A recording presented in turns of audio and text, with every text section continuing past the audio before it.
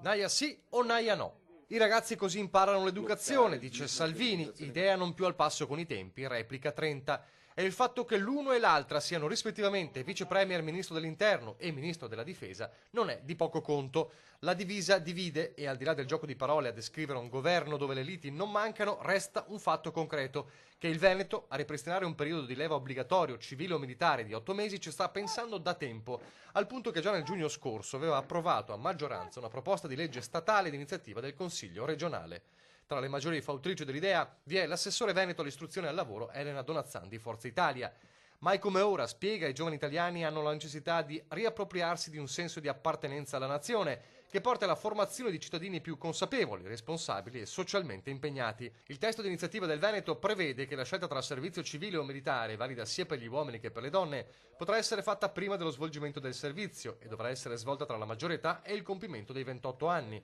con un servizio effettuato nel territorio della propria regione. Il servizio militare ha portato alla formazione di cittadini più consapevoli, dice Donazzan, tanto che gran parte del sistema di protezione civile, vanto nazionale e unicum nel quadro europeo, poggia proprio su uomini che hanno avuto l'occasione di sperimentare il servizio militare. Intanto, già da tempo, grazie agli alpini, vengono organizzate saltuariamente delle giornate istruttive nei quali ragazzi e ragazze imparano nozioni di pronto soccorso e protezione civile, dei campi a stretto contatto l'uno con l'altro con orari e doveri ben precisi, una sorta di mini naia volontaria che forse in futuro potrebbe diventare qualcosa di più.